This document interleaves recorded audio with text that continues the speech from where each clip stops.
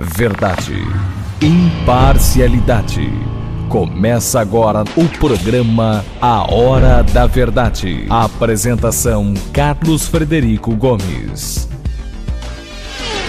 Olá, amigos assinantes, estamos iniciando mais o programa A Hora da Verdade na sua TV Mais e na sua TV Litoral. TV Mais, canal 15 da Multiplay, TV Litoral, canal 5 da NET. Olha, eu estou indignado há muito tempo com o Estatuto da Criança e do Adolescente. O Estatuto da Criança e do Adolescente ele foi concebido na época do presidente Fernando Collor de Mello. E o intuito era proteger as nossas crianças e o nosso adolescente. E de lá para cá, o que aconteceu no nosso país não precisa ninguém relatar. Muito pelo contrário, né? Em vez de proteção, passaram açúcar nessas crianças que foram recrutadas para, no início, virarem avião do tráfico. E hoje, serem, além de avião do tráfico, elas são consumidores. Já que o Estado não aparece, o traficante aparece, coopta essas crianças e estão matando a milhares. Do Oiapoque ao Chuí, do Rio Grande do Sul à Amazônia. Não tem paralelo no mundo inteiro o que estão fazendo com as crianças, a nossa juventude do nosso país. E um dos motivos principais para que isso aconteça é a inimputabilidade, ou seja, essas crianças são inimputáveis, elas têm, elas são ungidas, né, com uma proteção de que elas não serão presas, elas são no máximo apreendidas. A palavra prisão para criança e adolescente não existe no Brasil. Elas são apreendidas e pasme, a pena máxima que elas podem receber é 3 anos. Não importa o crime e tenha ocorrido. Se não, vejamos. Vamos agora para um caso recente.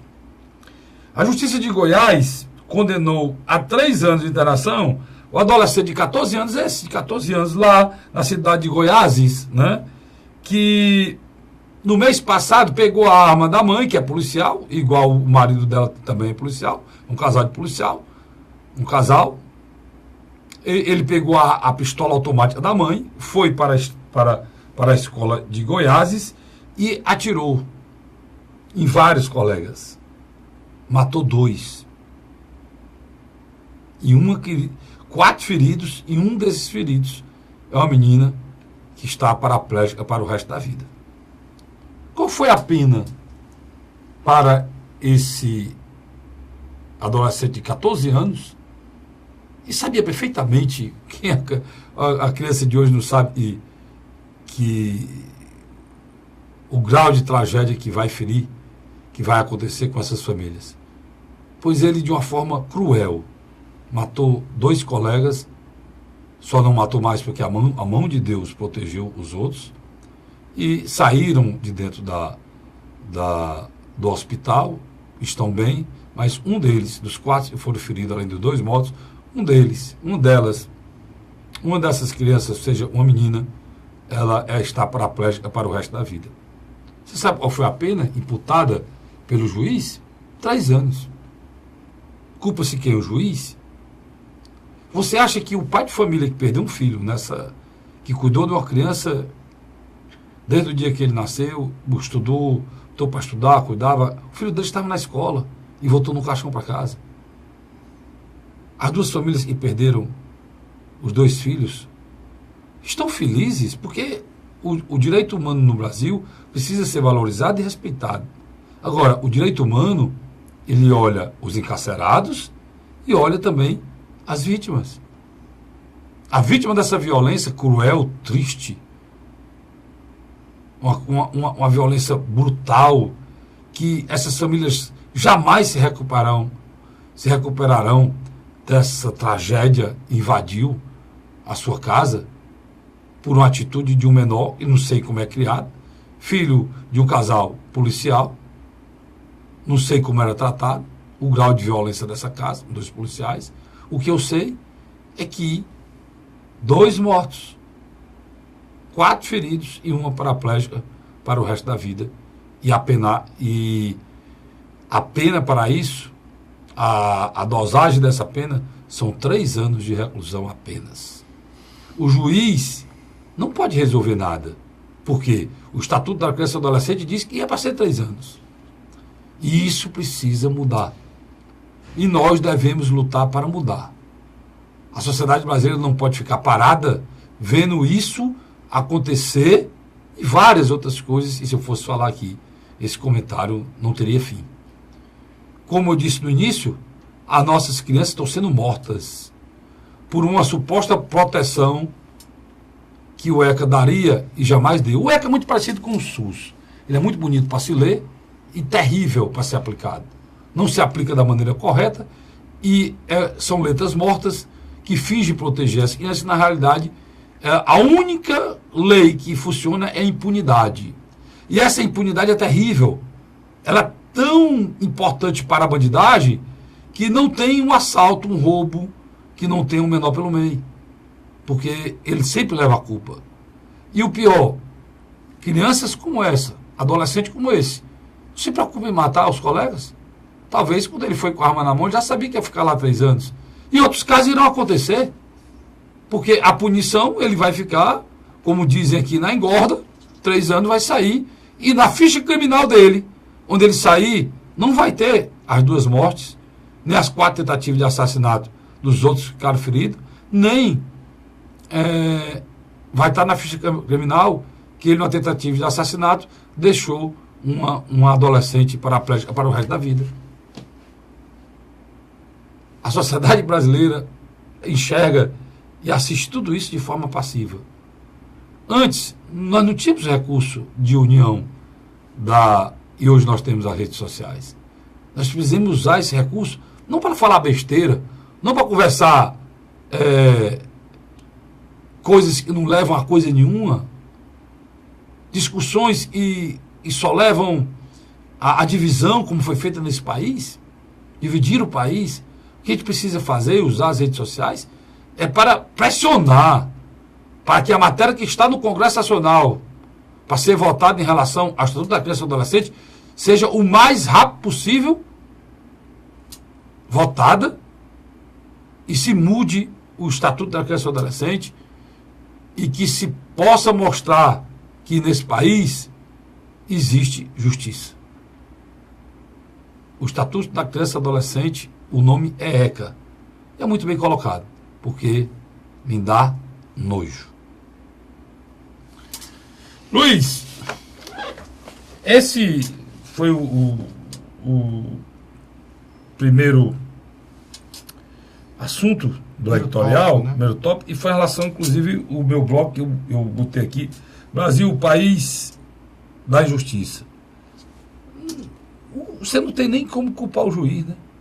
A lei não permite 3 anos. Cara, o adolescente matou 2 e deixou a criança paraplégica. O Estatuto da Criança e do Adolescente, quando você coloca ele num país de primeiro mundo, ele se adequa. Se adequa. Por conta da estrutura. A estrutura tem todo um processo. No Brasil, onde você tem um desequilíbrio de renda enorme, uma parte da população praticamente tem mais de 70% dos recursos e uma grande maioria tem menos de 30% dos recursos. Quer dizer, você nota essa disparidade no Brasil, é muito grande e vai se perpetuar por muito tempo ainda. Não é um processo que vai ser resolvido rapidamente, não. E nós estamos hoje numa guerra civil, Carlos Frederico. Nós estamos numa guerra civil. A grande verdade é essa. A população quer respostas rápidas, a impunidade reina. Desses 61 mil que morreram em 2016... Os registrados, né? Os que se identificou a morte, né? 61 mil, quer dizer, 11 mil a mais do que dos mortos da guerra da Síria, lá foi 50 mil. Desses 61 mil, o meu amigo Luiz, eu não tenho dúvida de afirmar, e mais de 30% são jovens. São sim. Jovens, ou se não for, pobres, ou não for 50%. Mulatos, negros. Então, o ECA, ele é de 92, 93, no tempo do 91. Collor. 91. Já completou a maioridade, né? Passou de 21 anos. E ele não mudou nada, não protegeu nada, muito pelo contrário. Eu digo sempre que ele passou açúcar no adolescente para que, com a possibilidade de ele ser inimputável, de ele não poder ser alcançado pelo braço da lei, ele é uma figura querida e procurada para que a bandidagem tenha. É um menor. Hoje, por exemplo, para o traficante, o chefe da boca, é muito melhor ele recrutar um garoto de 12 anos, porque ele tem uma vida útil de 6 anos. 6 anos. De 12 até os 18, ele tem uma vida útil. Ele passa desde o processo de aviãozinho, empacotador, até chegar a gerente de boca. O problema está acontecendo e eles estão virando consumidores, não pagam, estão sendo mortos. Aí sai também é outro problema. E a mão deles, desses adolescentes, o braço deles, muitas vezes, eles pagam dívida ao tráfico, matando outros e devem ao tráfico. Só tem um detalhe aí, cara, Frederico. Dependendo da comunidade que você mora, você for de uma determinada comunidade, você não pode atravessar uma avenida ou uma rua para ir para o outro lado que você é morto. Independente se você é envolvido ou não com o tráfico. Quer dizer, o ir e vir em Fortaleza e algumas cidades do interior está difícil cada vez mais. Isso é absurdo, cara, Frederico. É preciso também que a gente colocar que é preciso ser feita alguma coisa em relação à proteção desses menores efetiva, né? Você chega ali, por exemplo, Lagamar. A proteção efetiva dos menores. Porque não adianta a gente estar falando aqui em mudar o Estatuto da Criança e do Adolescente se não houver uma nova perspectiva. Uma saída para que esses menores tenham um caminho a seguir. Se você conversar com qualquer delegado da Polícia Civil, ele lhe diz uma coisa interessante. Nós nunca vamos vencer a guerra contra a droga porque é rentável. É muito rentável. Você pode prender, matar os chefes daquelas regiões, em pouco tempo aparecem outros. Tem que também discutir a culpabilidade dos viciados. Quem usa cocaína e outros drogas caríssimas não é o povão, não. O viciado pé de chinelo, ele usa crack e seus derivados. É uma discussão que a gente precisa fazer com uma certa urgência. Mas voltando àquilo que eu estava dizendo, você pega ali, por exemplo, o Lagamar, que fica próximo de regiões nobres. O que é que acontece? Você conversa com qualquer motorista de táxi, de Uber, é impressionante. Você entra de noite lá ou de dia, está lá um menor com um revólver na mão, um aparelho para se comunicar com o chefe deles, decidindo quem entra e quem sai na comunidade. Você já imaginou isso, Carlos Frederico? Quer dizer, eu e você que passamos por um processo de defesa da democracia contra o regime militar, a gente imaginava que depois de mais de 30 anos, 32 anos depois que os militares entregaram o poder aos civis, nós estaríamos numa situação dessa? Uma corrupção enorme na esfera federal, onde um presidente como Michel Temer, a todo custo, Carlos Frederico, vai passar uma reforma da Previdência e só tira direito, obriga o trabalhador a trabalhar cada vez mais, quer entregar uma parte dessa Previdência à iniciativa privada, onde nós sabemos que os salários que vão ser pagos a esses aposentados é um salário de péssima qualidade. Quer dizer, o país cada vez mais caminha, na minha avaliação, para um beco sem saída. E o pior, a gente olha e vê as pesquisas, você não vê nenhum dos dois candidatos com condições, caso seja eleito, de conseguir fazer um consenso, um pacto social. Por falar em eleição, Luiz, já tocou em eleição, o fato do momento hoje é a decisão, e o Alckmin assume a presidência, né? O senador Tasso disse que retirou a candidatura e o governador de Goiás, Marcos também Pereira, retirou a candidatura, mas não retirou nada. Não está de retirar nada, não. Vamos tapar o sol com a peneira, não. Na realidade, o Tasso esperava o apoio do Alckmin, né? É verdade. E o apoio do FHC para fazer o enfrentamento com o Marconi Perillo, que era ligado ao AS, e foi negado, né? Em vez de fazer o enfrentamento, o próprio Fernando Henrique teve um momento que ficou do lado do Tasso, e o Alckmin também, mas na hora de decidir, não decidiram nada, né? O Alckmin veio, que é quem tem poder mesmo, quem tem a força, que é governador e tem a maioria do partido, assumiu a presidência, e no final foi uma coisa muito ruim para o Tasso. Mudou para ficar igual. Mudou para ficar. É uma coisa muito ruim para o Tasso, né?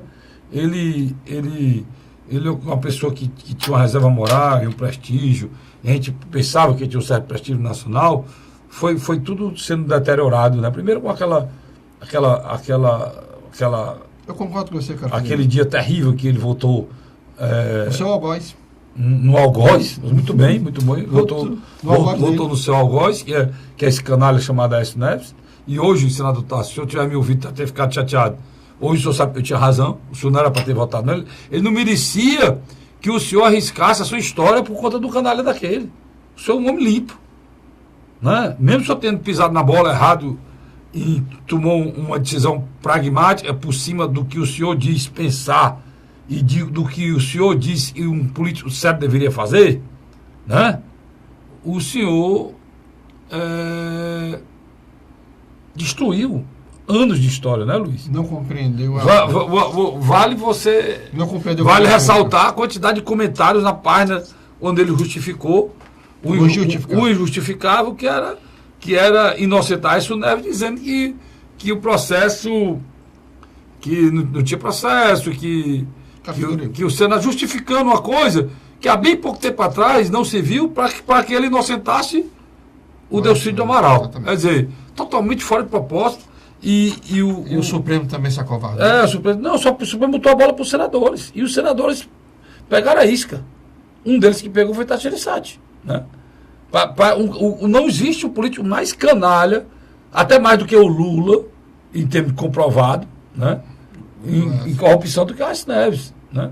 Então, você vê que a Ana Amélia não seguiu. Pois o é. Reinaldo Caiado não seguiu. Pois é, por exemplo, claro. E era o que se esperasse também do Tasso, né? Mas, tudo bem. Aí agora, só para terminar o raciocínio aqui, agora, a decisão que o Alckmin disse está fora do governo, Padilha diz essa besteira aqui, que o PSDB está fora mesmo, aí o Tasso diz aqui o senador Tasso disse nessa quarta-feira que a declaração pelo ministro da Casa Civil, Padilha, de que o PSDB não está na base, reflete o sentimento majoritário do partido. Eu acho que uma constatação, porque é óbvio, é o sentimento do partido. Não vou dizer que seja unânime, mas da maioria. Só que eu quero dizer o que é que aconteceu, e eu queria que você confirmasse ou não, se você concorda comigo. O que é que eu acho que aconteceu? O que aconteceu hoje é que a candidatura do Meirelles, ela está cada dia que passa mais forte. Mais forte no sentido de quê? De ser uma decisão do governo federal de lançar o Meirelles para o presidente da República, com o apoio do DEM, do PSD, ou seja, o Centrão. E o PP. O Centrão, partido da sustentação à base, ser um PSDB, quer lançar o candidato do presidente, que bate de frente com o PSDB. O PSDB estava lá, primeiro porque estava chupando a laranja, né? E chupa até hoje. E não entregaram os cargos. Chupa até hoje essa laranja. Não entregou nenhum cargo. Tem mais de 6 meses, desde que entrou no governo, que quer estar chupando a laranja e diz que não está chupando a laranja. E está lá atolado, lambuzado, né? Cuspindo os caroços. Cuspindo os caroços. E diz que não está, né? E com a esperança que o governo lance uma candidatura do PSDB para sucedê-lo com a força da máquina. Só que enxergaram agora que isso não vai acontecer. Não vai. Não. E estão fazendo um movimento de descolamento disso. Agora, a sede pelo poder é tão grande, e como o Luiz diz, que não entrega os cargos. E fico falando que vão sair e não entrega os cargos. Ao ponto de que é um constrangimento. Não tem nada do Alckmin dizer que o PSDB está fora porque por altruísmo ou porque quer o melhor para o Brasil. Não. Muita coisa ruim que aconteceu com o povo brasileiro, feita por esse governo, foi com a participação do PSDB. E anote o que eu estou dizendo. Pode ser que piore mais ainda a situação do PSDB, porque eu não duvido que ele vote essa reforma da Previdência que está aí. Sem dúvida. O governador Geraldo Alckmin, ele tem um estilo mineiro. Ele não queria assumir a presidência do PSDB. E também não queria assumir a sua pré-candidatura antecipadamente. Geraldo Alckmin primeiro queria arrumar São Paulo.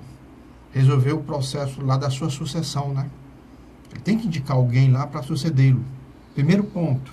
Segundo ponto, ele estava fazendo uma viagem pelo Brasil diferente de João Dória e outros, com Joada, ele é muito na dele, quieto. Ele já tinha conversado com a esposa do ex-governador Eduardo Campos, ele já tinha conversado com partidos como o PPS, o próprio Gilberto Kassab, que é da base aliada dele lá de São Paulo, do PSD, o próprio Roberto Freire, como eu acabei de falar, do PPS, que também é da base aliada, o Peninha, que é deputado federal, que também é da base aliada dele lá do Partido Verde, que é presidente nacional. Então ele estava tentando construir uma base para quando ele se lançasse, ele saber que teria condições de competitividade rápida. Agora não. Agora ele pega um partido dividido, como você bem diz, um partido esquizofrênico, faz um discurso oposicionista, mas está lá nos cargos. Que a coisa mais esquizofrênica da face da Terra é os tucanos. E o interessante, dizem que há duas alas, mas se existe duas alas, só uma ala tá comendo, a outra podia romper e formar um novo partido, como eles fizeram antigamente, quando o comando do partido era do Orestes Paes. Olha o que o presidente interino do partido, o senhor Goldman, Alberto Goldman, ex-governador de São Paulo, né, interino também, eu acho que só foi coisa interina ele disse que não entendeu a declaração do ministro. Aí diz o seguinte: nós não desembarcamos porque nunca embarcamos em nada. Ele é ligado ao José Serra. O PSDB nunca esteve na base do governo. Nós apoiamos o governo. Isso não quer dizer que nós somos da base. Meu irmão, isso aqui é um samba do crioulo doido, mano. Apoia o governo, não é na base? Faz parte do governo, está sentado lá, tem ministro lá dentro e não faz parte do governo. Isso aí é molecagem, Luiz. Né? Na boa parte dos votos da bancada. Isso aqui é uma molecagem, cara. Como é que um partido está lá, tem 4 ministérios, não é 4? 3 agora. 3 agora. Mas tinha 4 até a semana passada. Até a semana passada. E disse que não faz parte do governo. E disse que nunca embarcou no governo, pelo amor de Deus. De passagem, a única pessoa séria naquela jogo todo foi aquele ministro que saiu, o Bruno. Por incrível que pareça. Teve pelo menos a decência de... Teve. Se o partido não dá apoio, não tem mais como continuar. Ele foi coerente. Correto. Coerente. Eu não sei se a gente já vai para o intervalo, mas antes de ir para o intervalo, Luiz, essa situação do PSDB, ela se reflete um pouco aqui no estado do Ceará também. Muda a composição. Muda. Aqui o PSDB de Tasso Gereissati vai sair também desse processo dúbio e vai ter que partir para um processo de enfrentamento a Camilo Santana e os seus novos aliados, né? Não, é uma coisa muito louca. Nós vamos comentar no próximo bloco. A nível nacional, o PT, o PSDB aqui e o PDT estão pensando tudo igual. É verdade. Não é? O PSDB do Ceará. O PSDB nacional. E o PSDB do Ceará, o PT e o PDT, todos são contra o governo federal. Ou não? Eu vou para o rápido intervalo, volto já discutindo esse e outros assuntos aqui no programa A Hora da Verdade. Sai daí não, volto já. A Hora da Verdade.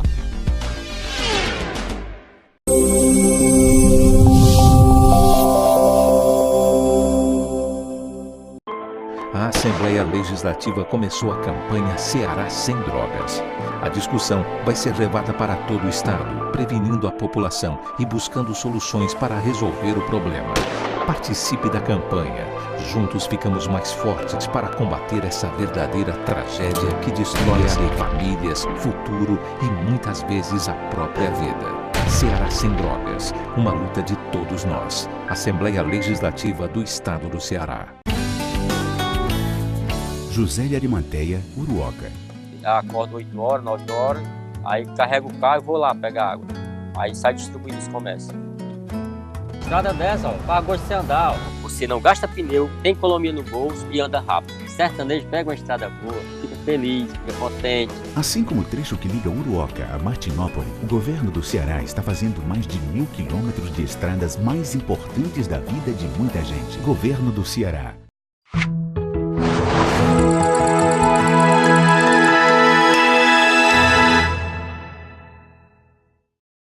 A Hora da Verdade.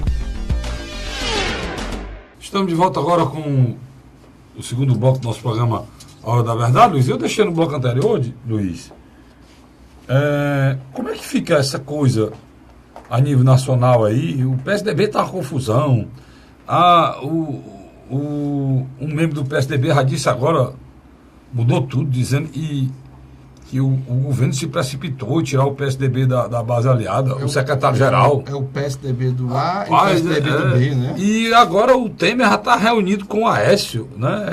Aí uma reunião de iguais, né? São muito parecidos, né? Tem que ficar junto mesmo. Acho que eles devem... É. Rapaz, eu acho que... O Aécio vai acabar saindo do PSDB? Ou tu acha que pode ser, acontecer? Não. Seria bom para o partido, né? Pelo menos para fingir que ele melhorou alguma coisa, né? Não, eu acho que o PSDB, na minha avaliação, hoje é uma sigla tão negativa como o Partido dos Trabalhadores. Tu viu aquela postagem que eu fiz no meu blog, né? E aí eu não só vi como li e repliquei. E eu acho, Luiz, que siglas como PSDB, como PT, como PMDB, como o PP, e outros. o PP, esses quatro principalmente estão envolvidos em processo de corrupção. O presidente do PR foi preso. O PR, pois é, agora, né? O Nacional do Partido foi preso anteontem, né? É. Então, eu acho, Luiz, que na legislação brasileira tem mais do que motivos para o TSE acabar com esses partidos. Não é só isso, não. Esse fundo partidário é um absurdo. O cara usa o partido de acordo com seus interesses. Aí você destinar bilhões de reais para uma coja dessa, né, Márcio? Porque os caras botam o partido para debaixo do braço, sabe o que quer com o partido. Sem dúvida. No Brasil, o partido não tem ideologia, não tem pensamento, não tem representa nada nem ninguém. Nem prestação de contas. Está muito forte no Congresso, Luiz, agora por dessa reforma, a questão da candidatura avulsa, né? Mas aí que está. Às vezes eu me pergunto, você, por exemplo, nós temos aqui há alguns anos uns fenômenos acontecendo na Assembleia Legislativa do Estado do Ceará e na Câmara Municipal de Fortaleza especificamente. A eleição de pessoas da área da comunicação. Que é natural. Como ela tem um espaço na qual ela pode pregar uma ideia, ela consegue alcançar um público muito grande, isso acaba se repetindo em voto. Do outro lado, você tem uma renovação que não é renovação. Por exemplo, você pega os deputados mais novos da Assembleia, todos são filhos de ex-deputados. É uma renovação. Não vou nem falar o nome, mas... Você já falou isso aqui 1000 vezes, né? Você nota que, na minha avaliação, cada vez mais fica bem definido. A política do Brasil, hoje é muito difícil você ter fenômenos como nós tivemos no passado, como um Arthur Bruno, que se elegia praticamente só com voto espontâneo, o próprio Inácio Arruda, o próprio Heitor Ferrer, que ainda hoje ele e Renato Rosendo ainda usam desse expediente de um voto pela simpatia, pelas postulações e tudo. Mas, no geral, o restante mescla. Tem alguns que votam nele por simpatia, mas ele tem as bases dele constituídas. Prefeito, vice-prefeito, ex-prefeito, vereadores, ex-vereadores, lideranças comunitárias e uma rede que precisa ser abastecida quase que diariamente e sai muito caro aos cofres públicos. Muito caro mesmo. Por exemplo, você quando vai para a Assembleia, você tem escutado muito lá nos corredores, secretários invadindo o território de deputado. Isso está causando um mal-estar muito grande. É um problema que eu acho que o Camilo vai ter muita dificuldade. Eu acho que vai sair em dezembro, mesmo. Vai ter que acontecer agora nesse mês, final do mês. Vai ter que vai acabar seguindo o mesmo roteiro do CIT, né? Olha, Luiz, além do Aécio lá nessa reunião lá, eu estava vendo aqui, estiveram também, além do senador Aécio Michel Temer, depois do anúncio e o PSDB está fora do governo, e ele quer continuar dentro. Além do Aécio, estava lá o Antônio Anastasia, senador. Braço direito do Aécio. De lá. Roberto Rocha. PSDB da onde, Roberto Rocha? Se não me engano, eu agora não... Flecha Ribeiro lá do Pará. Exatamente. Do Pará. E os deputados João Marcelo, mas esse é do PMDB, mas o Marcos Pestana, que é do PSDB, e o Bruno Furlan, a Bruna Furlan, né? Que também é do PSDB. Estiveram também nessa reunião lá. É um partido mesmo dividido e esculhambado, né, Luiz? Eu acho que o partido que veio, querendo ou não, da costela do PMDB, né? Ele tem áreas de PMDB. E essa crise aí do ser ou não ser, né? Tá aqui também no Ceará, né? O governador Tasso fez frente ao governador Camilo, ao mesmo tempo tem a Secretaria de Planejamento, ao mesmo tempo tem a Secretaria da Justiça. Como é que é isso? É o mesmo modelo que é espalhado? Né? Não é no governo, ou não é governo? Eu acho que você tem razão. Eu acho que, apesar de ele ter adotado uma retórica mais... Aí é a mesma história. Não, foi a decisão do... Como é o nome dele? Foi uma decisão do secretário Mar Júnior. Engraçado isso, né, cara? Eu acho que não. Nem ele, nem a Socorro iriam para lá. E quem é que está ocupando o cargo que não seja para apoio político nesse país, mano? E se for uma forma de ajudar o Estado, perfeito, mas é um apoio político. O pior é que o toma lá da cá, essa esculhambação, esse fisiologismo aí, é retratado na televisão todo dia. E de uma forma natural, sem ser, né, Luiz? Sem ser. É o presidente da República, já está se reunindo agora com a bancada do PSDB atrás de voto.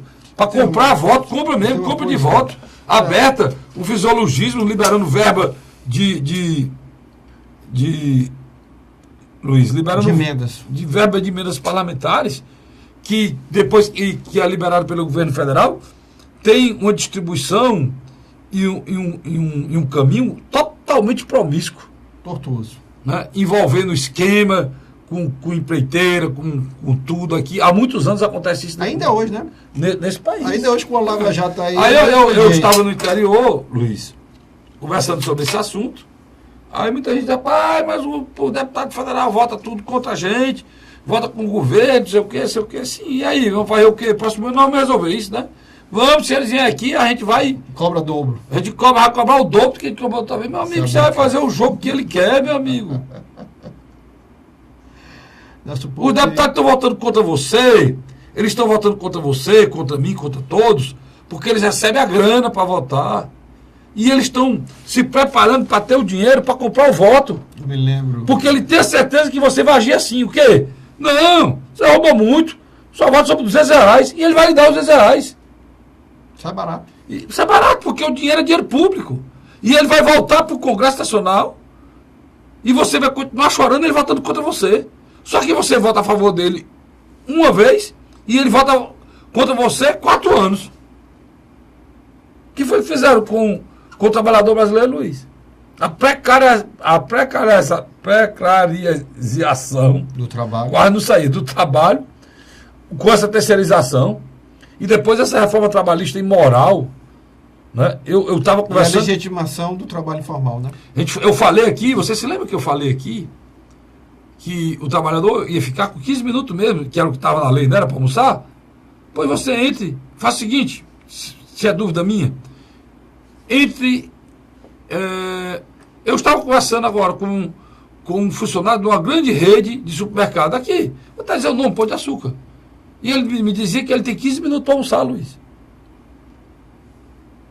Os 15 minutos estão aonde? Na lei, foi aprovada a lei trabalhista. Ele tem 15 minutos para almoçar, meu irmão. Isso é trabalho escravo, cara. Antigamente ele tinha 1 hora. Pô, que meia hora, tudo bem, mas 15 minutos para almoçar. O cara que trabalha num caixa, 8 horas sem parar sentado no caixa, tem 15 minutos para almoçar. A única coisa boa nessa reforma trabalhista, e talvez você concorde comigo, é acabar com metade desses sindicatos. Não, acabar com essa contribuição que, de uma forma ditatorial, obrigava o empregado a pagar. Sem, muitas vezes, sem receber nenhum benefício. Mas eu concordo com você. Do sindicato. Tirou uma rede de proteção do trabalhador. Querendo ou não, quando ele negocia... Você faz a reforma, Luiz, olha, reforma da Previdência, da discussão agora. Troca de caixa. Ela tem que ser feita? Tem. A reforma trabalhista tinha que ser feita? Tinha. A terceirização tinha que ser regulamentada? Tinha. Tudo isso tinha que ser feito. Eu concordo. A reforma do Código Penal precisa. A terceirização tinha que ser feita para evitar que muita gente ficasse de uma forma irregular fazendo trabalho terceirizado, porque esburlava a lei. Isso sim. Né? Outros serviços, e antigamente, não podia ser terceirizado, porque só era terceirizado no país, só a questão de limpeza e segurança, né, Luiz? Não. Eles multaram, sabe o quê? Tudo. Tudo. Atividade fim. Um cara que mexe com o processo da justiça... Pode ser contratado. Pode ser contratado. Não precisa mais concurso, não. Não precisa mais concurso, não. Então, eles alopraram o processo. Em vez de fazer uma adequação da terceirização, eles aloparam o processo, chegaram a esse ponto. Reforma trabalhista, mesma coisa. Permitir que um empregado possa negociar a questão das férias, o cara quer dividir 3 vezes, pronto, perfeito. Agora, tirar do trabalhador o direito de almoçar, tudo foi assim. Reforma da Previdência, puxar de 60 para 65 anos, pode ser discutido. Homem para 62, está melhor. Mulher para 60, aceitável, tudo bem. Agora, exigir que para que ele receba o teto, o teto, quanto é o teto? 5 mil conto, meu irmão. 5 salário mínimo o teto. O teto de uma vida trabalhando, 5 salário mínimo. Você ter que trabalhar 40 anos, Luiz. Ah, meu irmão. O Chile que eu digo. A discussão não são as reformas. É a maneira cruel O Chile que eu diga. que o mercado está impondo. O mercado, a grande banca internacional está impondo e tratando esse país, Luiz, como se fosse um grande país, uma grande colônia de exploração. É como a banca internacional trata a gente, Luiz. Não tem outra, cara. Entendeu isso agora? Agora, você está preparando o país para fazer a reforma, que é a última, né? E depois de fazer a reforma, entregar o que o país tem. Que é Caixa Econômica, né? Banco do Brasil. Banco do Brasil, vai lembrando aí, Luiz. Os portos. Os portos. Aeroportos. Tá entendendo? Correios. Eletrobras. Exatamente. E, no final, para fechar com chave de ouro, a Petrobras. Eles já estão... A Petrobras já está sendo boa parte dela vendida, você não sabe. Você não sabe, está boa parte dela sendo vendida. Ela está sendo fatiada e vendida na justificativa que era para cobrir o rombo. Só que o rombo da Petrobras não existe mais. Quem está cobrindo o rombo é você, meu irmãozinho, eu. Se você pagando gasolina de R$5 o litro, R$4,50. Você sabe que é o preço que ele está pagando. Cada pessoa pagando esse preço multiplica por milhões que a Petrobras está ganhando. Muito acima do preço do barril de petróleo. E nós produzimos petróleo, né? Hã? Só que nós pegamos as áreas do petróleo, Luiz. E nós produzimos um petróleo, inclusive, de alta qualidade. Foram entregue a quem? Agora no leilão? Chineses. Logo depois que o Congresso salvou o Temer, entregaram o petróleo brasileiro. O povo brasileiro não sabe disso, Luiz.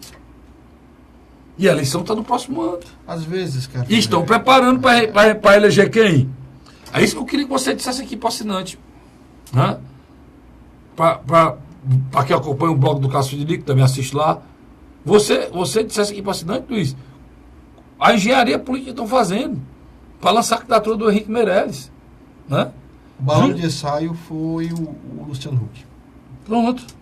A história do novo, um candidato que não é do métier, que não é do meio.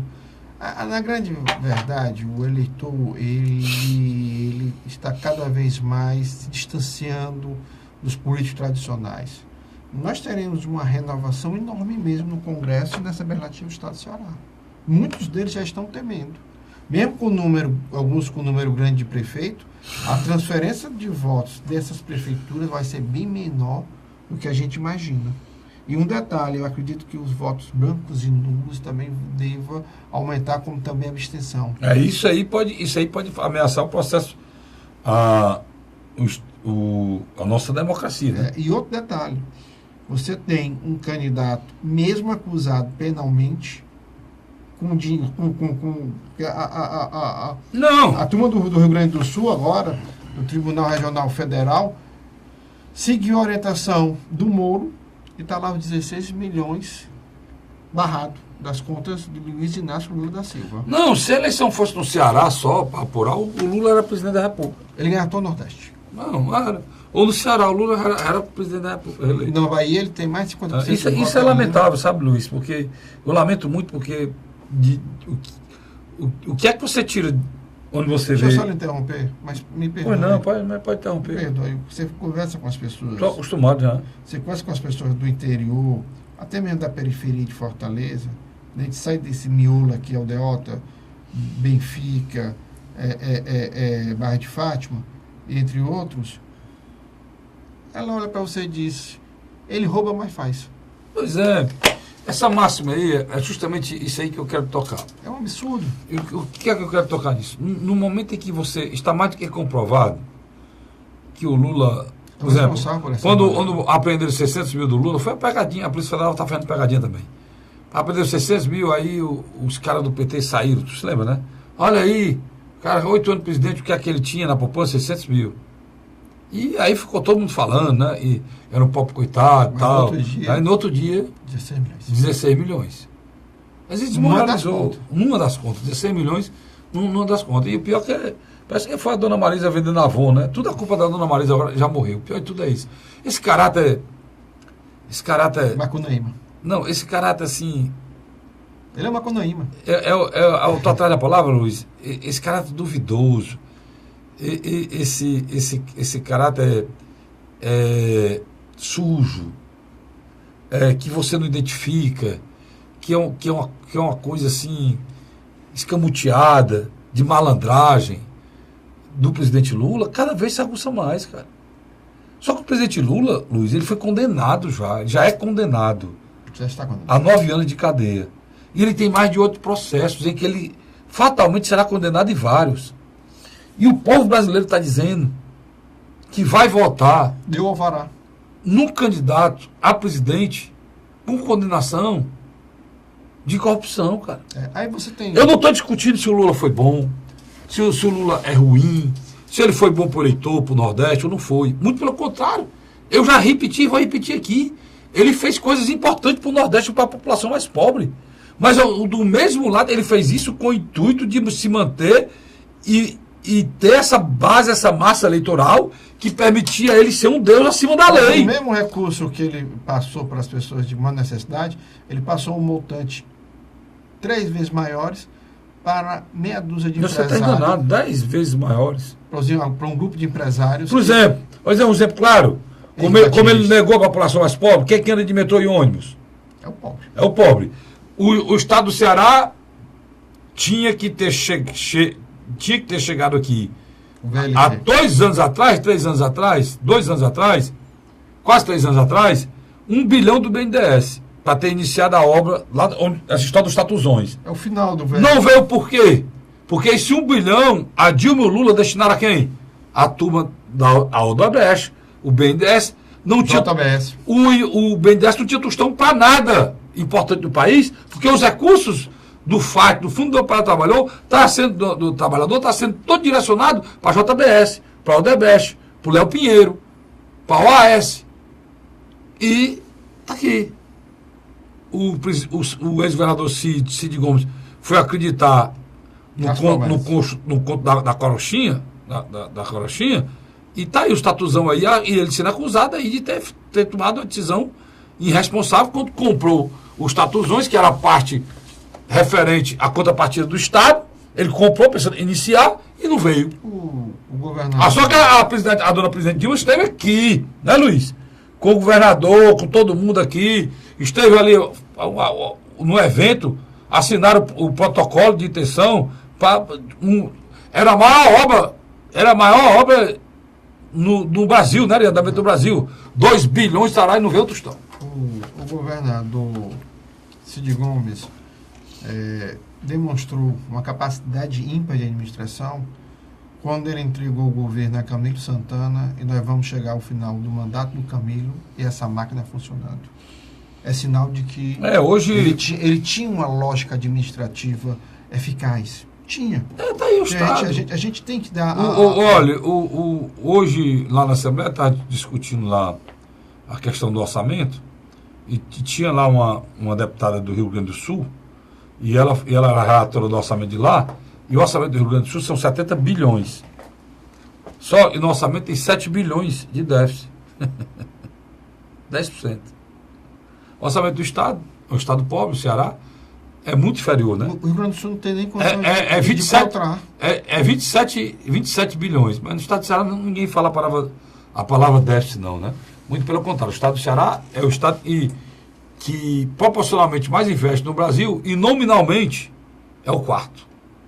Entendeu? Um orçamento de 27 bilhões. E aquilo que você fala no ano passado, Luiz, o orçamento à LOAS de 2017, essa de 2018, ainda é maior, 5%, do que em relação ao ano passado. Mesmo com toda a crise, a maior seca da história do Ceará, o orçamento cresceu 5% ainda. Vamos para o próximo bloco, né? E a gente vai voltar falando um pouco mais sobre esses recursos que estão chegando no Ceará e vão movimentar a economia. Em cima desse acordo que estão falando aí, e vai existir entre o senador Eunício e o governador Camilo. Eu volto já, não sai daí não. A Hora da Verdade.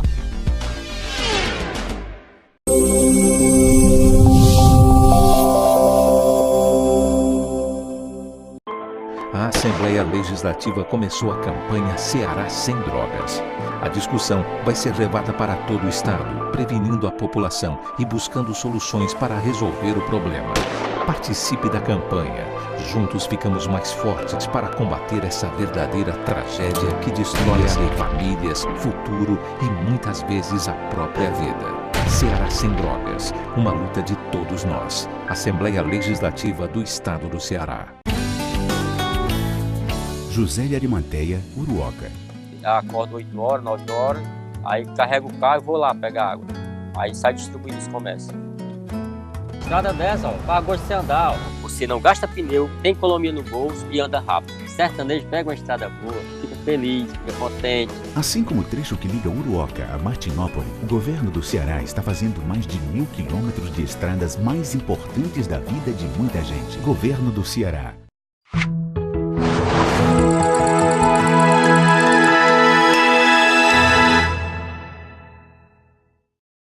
A Hora da Verdade. Estamos de volta agora com o terceiro e último bloco do nosso programa Hora da Verdade, Luiz. E deixar para o final, está falando do orçamento, vale ressaltar que o governador Camilo teve um teste de ferro, né, na governança do estado de Ceará e se saiu muito bem. E agora, dando demonstração de muita serenidade, que é um fato marcante dele, né? Ele parece que está conversando com o senador Eunício e parece que o senador Eunício tinha guardado alguns trunfos para ajudar. Parece que vão liberar os recursos do Cinturão das Águas, é isso, Luiz? Vamos tentar aqui recapitular. No começo do ano, há uma passagem de comando do Senado e da Câmara. O Rodrigo Maia retorna à Câmara e no Senado, Renan Calheiros não tem mais condições de ficar e é obrigado a repassar o comando da presidência. Quem assume é o senador cearense Eunício de Oliveira. Naquele momento, até você discutimos que o Eunício tentou criar uma espécie de um governo paralelo em alguns sentidos. Que eu critiquei eles. Que não foi benéfico. Não era benéfico aquela inclusive, vamos ser bem claros, os pupilos dele acenaram para isso. Né? Os dois, o sobrinho, né, que é o deputado estadual, Daniel Oliveira, mas principalmente o Daniel mais sereno, mais contido, mas o deputado Leonardo Araújo praticamente só viajando aí, andando o tempo todo, andando no interior, fazendo liberações, e falando, e o ministro ia liberar isso, ia liberar aquilo, né? Ficou muito forte. Ficou muito forte aquela parceria com o ministro da Integração. Um processo equivocado. Um processo equivocado.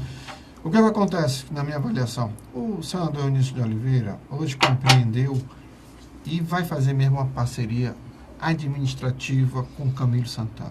Não, só administrativa? Eu acho que nesse primeiro momento eles vão fazer no sentido administrativo, por uma razão simples que eu chego já lá. Por quê? Os recursos já estavam no orçamento. Estavam sendo retidos. E agora vem um montante enorme. Porque nós sabemos que o governo Michel Temer não tem nenhuma simpatia por Camilo e os Ferreira Gomes. Isso aí. E de forma imoral, o povo cearense está sendo perseguido por questões políticas, pelo governo Temer. Vamos falar claro. É sério, né? Eu concordo com você. De forma imoral. E equivocada. Totalmente equivocada, imoral, terrível, vexatória para mim. Eu estou até procurando aqui uma coisa para dizer isso é discriminação com o povo pobre do Nordeste, rapaz. Com 6 anos de seca, um governo federal fazer uma molecagem. Palavra certa. Isso é molecagem, mas perseguição odiosa com o povo. Estão perseguindo o governador Camilo, não, pai. Vocês estavam perseguindo o povo do Ceará. De uma hora para outra, quando se abriu o diálogo, aí o governo tem um recurso. E esse recurso podia ter chegado, e eu acho que hoje nós não... Dá um exemplo claro, Luiz. O Eixão das Águas e o São Francisco. São Francisco, cara. Quantas vezes eu denunciei aqui? Tá bem aí. Quantas vezes o da Paraíba? Você lembra da Paraíba? Foi o da Paraíba que foi inaugurado? É da Paraíba? É do PMDB? Da Paraíba? Não, PSB. Mas é ligado lá o governo? Não, mas o PMDB lá e o PSDB lá são juntos. Pronto, pois é. Foi o trecho da Paraíba, era para ser inaugurado depois do trecho do Ceará. Foi terminado rapidamente. Foi terminado rápido primeiro, antes do Ceará. Como também por questões políticas eleitoreiras, não são eleitorais não, mas eleitoreiras de baixo escalão. De baixo calão, de vagabundos da política mesmo. Porque esse governo federal não tem outra coisa a dizer, não. Eles estavam discriminando o povo do estado do Ceará por conta do governante do CLA dele. Isso é imoralidade, cara. Isso é ruim. É imoralidade. Né? Esse desabafo aí a gente tem que fazer, Luiz. Não, mas a gente... Porque aqui é a quinta capital do país, mas tem que respeitar a população. Como você gosta sempre de colocar, aqui é a hora da verdade. E é. A gente não pode dizer... Você dizer que não, ele não está segurando nada, não. Seguraram o recurso. E agora tem um recurso que estava segurando, cara. Seguraram o recurso e não foi benéfico para nenhum dos dois lados políticos. Pô, se você se recusa a não ir trabalhar e busca usar seu prestígio pessoal, é uma coisa. E outra coisa é você barrar uma coisa e já é para vir. Que está em andamento. Né? Você ir atrás de recursos novos é uma coisa. Outra coisa é você pegar projetos prontos, né, Luiz? Em andamentos. Eu tô tentando compreender politicamente o fato. Eu estou procurando, Luiz, ser correto, até fazendo a avaliação correta, porque eu não sou menino, sou abestado. Eu sei como é que funciona. Agora, uma coisa é eu conseguir um projeto novo para o estado de Ceará. Eu consegui, porque eu sou presidente do Senado, e consegui isso aqui, e vou dar para o meu estado, dependente do governador. Isso era o que eu sonhava, que eles assim procedessem. Mas não. Mas não procedeu assim, eu não vou criticar também, não. Por que ele vai queimar o prestígio dele, os cartuchos dele, para levantar o nome e colocar louros de outra pessoa? Porque os políticos do Brasil, eles não se preocupam com o cidadão. Eles só se preocupam com o bem-estar deles. Perfeito, eu não vou querer isso. Eu não estou falando nisso. Estou querendo esse santinho de anjinho voando aqui, que não tem, não. Tem muito diabinho, gamurãozinho, com o espeto na mão. Eu estou falando aqui, e aí é preciso ser dito isso, eu estou falando aqui é que o projeto Cinturão das Águas tinha projeto ponto definido, um recurso para ser liberado. E de uma hora para outra se contingenciou. Pérez Macedo, né? Eu estou falando do projeto de transposição de São Francisco. Tinha data para ser inaugurado. Depois que a Dilma saiu, o projeto foi... Tinha décadas de o projeto foi abortado de forma perseguidora. Aí, o senador Eunício não tem nada a ver com isso, não. Eu não acredito ter sido ele. Eu não acredito, eu vou ser sério. Eu não acredito ter sido ele que barrou a vinda desse recurso para cá, não. Agora, que foi o seu Temer, o partido dele, foi. E agora, o Eunício está usando o prestígio dele para liberar, porque agora existe a possibilidade de Eunício entrar na mesma chapa e ser eleito, aí eles vão liberar o recurso. Eu me lembro que a gente estava nesse mesmo programa aqui, em outro programa com o irmão nosso, quando eu ventilei para você a aproximação Eunício e Camilo Santana. E você até achou esquisito. Até achou esquisito por quê? Porque até um dia desse, como você falou, você chegava na Assembleia, parecia o discurso do ódio um contra os outros. Né? Não, a gente mesmo, cara. Por eu reconhecer, ele disse isso, Luiz, por eu reconhecer e reconheço, e de público, que o governador Camilo foi uma grata surpresa, e o governador Cid acertou que ele é um dos maiores governadores do estado de Ceará até agora, né? Tem erros, Tem. Em época de crise, né? Mas numa crise dessa, a maneira que ele está conseguindo passar o estado do Ceará, agora o próprio orçamento, um crescimento de 5%, numa crise dessa, É um fato honesto. com a situação que está o Rio de Janeiro, o estado rico, uma situação que está Minas Gerais, o estado rico, uma situação que está o Rio Grande do Sul, o estado rico, o orçamento do Rio Grande do Sul, 70 bilhões, o orçamento do Ceará, 25 bilhões. Olha, pra você ter ideia. Um orçamento muito parecido com o nosso está tendo dificuldade, que é de Pernambuco. Pernambuco, que era a joia da coroa, que era o exemplo de grande administração, que o presidente Lula botou o dinheiro do Nordeste todinho, que ele botou para o Nordeste. Botou na Bahia e Pernambuco. Ele botou na Bahia e no Pernambuco, o que, se você somar todos os outros 7 estados, todo o dinheiro que veio para os 7 estados, se você somar o de Pernambuco na Bahia, soma o dinheiro todinho, que não dá metade, que foi Pernambuco para a Bahia. Agora, cara, E Pernambuco está com dificuldade. O estado do Ceará não. Mas deixa eu só Então, lhe interromper. Eu acredito que agora começou um fenômeno interessante. Nós vamos assistir várias e várias inaugurações de obras conjunta do governo federal com conjunto do governo estadual, e algumas delas também em parceria com a Prefeitura de Fortaleza, tendo como centro 2 figuras, Eunício e Camilo. Algo que qualquer analista político, meses atrás, não imaginaria uma cena dessa. E eles estão correndo contra o tempo, né? Eles estão correndo contra o tempo. Eu vou ser sincero, eu lhe disse, vou ser sincero, e esse programa, na verdade, não é só o nome, não. Eu lhe disse. E o senador Eunício só tinha 2 saídas. Não, só tinha uma. Só tinha 2. Né? Ou fazer um acordo com...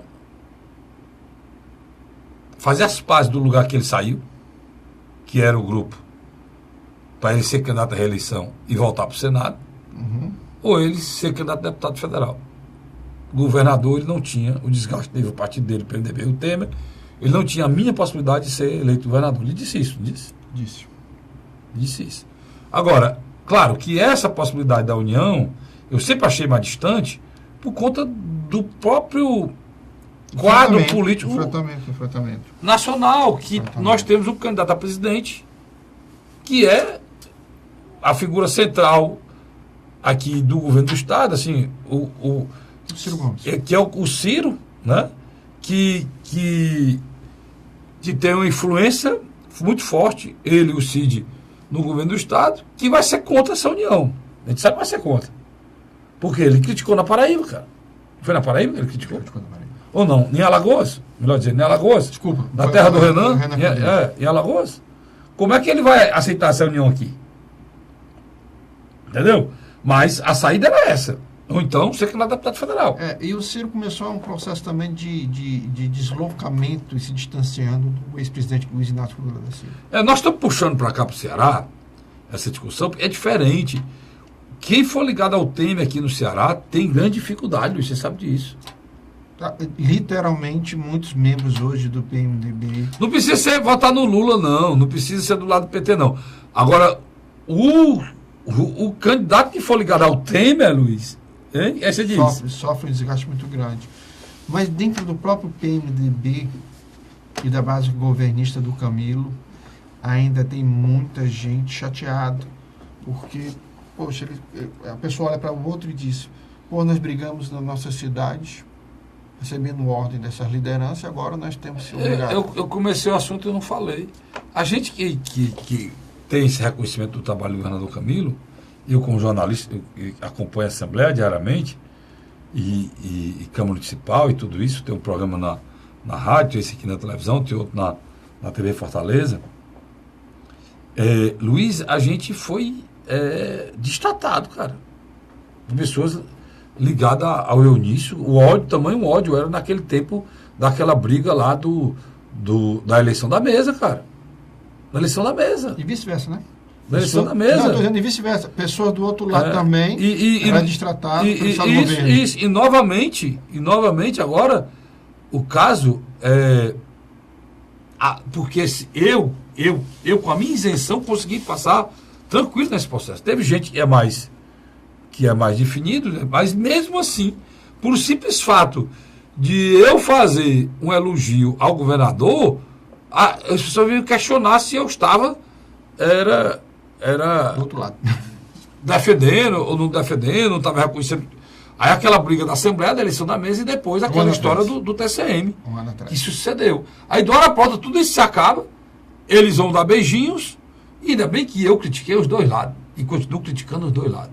Vai ser vergonhoso por seu Ciro Gomes, se isso acontecer, e vai ser muito ruim também pro seu Eunício, se isso acontecer. Porque a gente tem que esquecer o que vocês falam.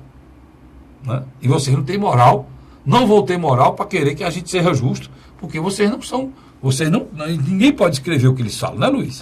Na minha avaliação, o Eunício e o Camilo têm que apostar alto para que essa parceria administrativa dê Justifique. resultado rápido, para que eles consigam... Se justifique o motivo dessa união, né, Luiz? Sem dúvida. Tem que ter alguma coisa muito forte que justifique o motivo dessa união. Carlinhos, antes da gente encerrar, o horário dos seus programas de rádio. Não é, o Hora da Verdade, pela manhã, de 9 às 10, de segunda a sexta, na Rádio Cidade AM 860. O nosso programa aqui, o nosso programa aqui está indo lá hoje, quinta-feira, vai de novo no sábado, às 9 horas, e depois, na segunda-feira, na terça-feira, às 9 horas da manhã. Isso na TV, na TV Mais, né, canal 15 da Multiplay. Na NET, ele vai lá sexta, quarta e segunda, né? Então, para você poder acompanhar. O programa pela hora, que você também participa comigo, ele vai sempre ao ar domingo, 8 horas da manhã na TV às 9 horas. Na TV Assembleia. E à noite. Às 9 horas na TV Fortaleza. Provavelmente essa semana agora, quem vai estar comigo lá vai ser o líder do governo, fazendo o balanço, né, do ano do governo do Estado, que é o deputado Evandro Leitão. Luiz, obrigado, cara. Eu que agradeço. Viu? E até a próxima semana, se Deus quiser, mais um programa A Hora da Verdade. E a você, meu irmão, muito obrigado pela audiência. Até lá.